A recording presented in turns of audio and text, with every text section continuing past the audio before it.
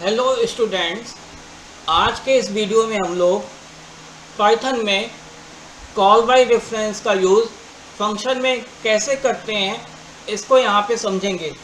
Basically call by reference को हम लोग सी लैंग्वेज या सी प्लस प्लस या जावा सब जगह यहाँ पे यूज़ कर चुके हैं, लेकिन पाइथन में इसको फंक्शन में कैसे यूज़ करते हैं इसको समझेंगे। कॉल बाय रेफरेंस का मतलब ये होता है कि जो डिक्लेरेशन हमने फंक्शन के अंदर किया हुआ है या फंक्शन से बाहर किया हुआ है, यानी अगर मैं फंक्शन से बाहर कोई भी चीज़ डिक्लेयर की हुई है और फंक्शन के अंदर जब वो चीज़ अपडेट होके वापस फंक्शन में आए या फंक्शन से बाहर आए तो दोनों में आउटपुट सेम आ जाए, वो चीज़ यहाँ पे क्या कहलाएगी? कॉल बाय रेफरेंस कहलाएगी।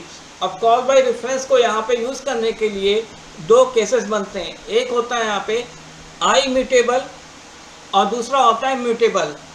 आई म्यूटेबल का मतलब ये होता है कि जहाँ पे कोई भी चीज़ चेंजेस की जा सकती है, वो अभी हम लोग आगे के टॉपिक में पढ़ेंगे। अभी ये समझ लीजिए कॉल बाय रेफरेंस में हम आई म्यूटेबल और म्यूटेबल का यूज़ करेंगे। आई म्यूटेबल में हम लोग लिस्ट का एग्जाम्पल लेंगे और म्यूटेबल में हम लोग स्ट्रिंग का एग्जाम्पल लेंगे। तो सबसे पहले अभी हम लोग आई म्यूटेबल को कैसे यूज़ करते हैं कॉल बाय रेफरेंस में, इसको यहाँ पे देखते हैं।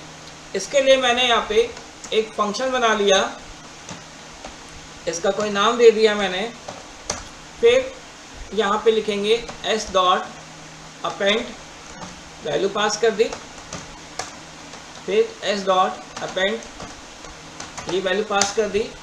देन इसको प्रिंट करा लेते हैं s कामा एंड। ये अब इसको कैसे करेंगे यहाँ पे यूज़, तो इसके लिए मैंने यहाँ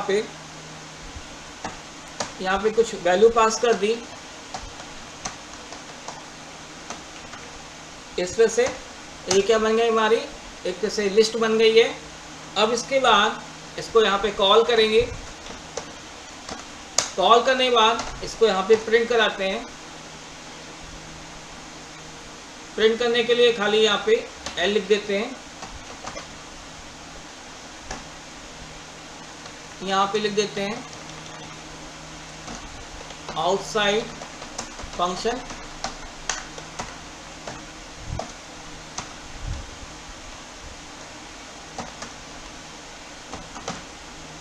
और यहाँ पे लिख देते हैं इनसाइड फंक्शन, कुछ ऐसा लिख लेंगे। अब इसको रन करते हैं।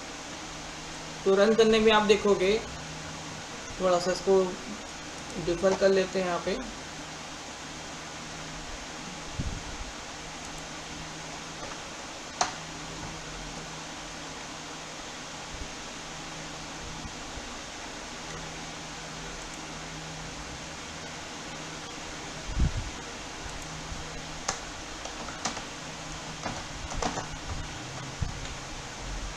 अब देखिए यहाँ पे इनसाइड फंक्शन में हमने यहाँ पे दो वैल्यू पास की थी, तो पास करने पे इसमें चेंजमेंट क्या होना चाहिए, 23 ये होना चाहिए था।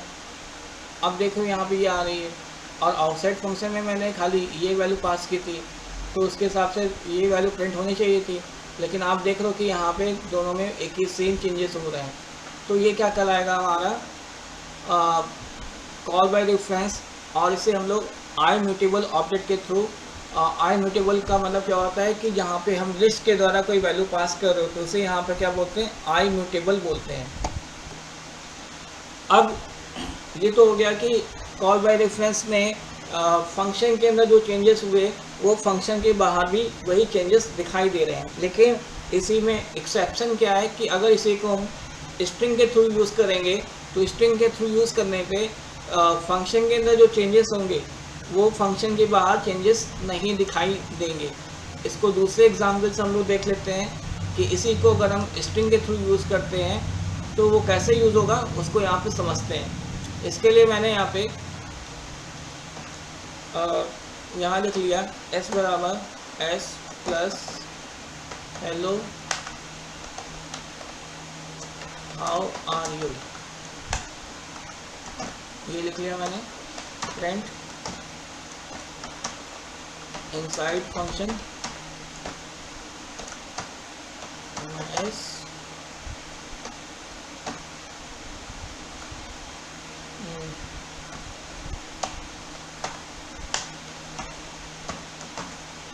ये लगा लिया मैंने। फिर इसको यहाँ पे यहाँ पे मैंने कुछ लिया,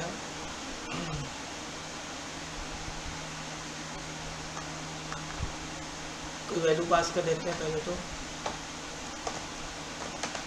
तमाम इसको कॉल, यहाँ पे कॉल कर लेते हैं और खाली यहाँ पे इस तरह से प्रिंट करा लेते हैं आउटसाइड फंक्शन ए।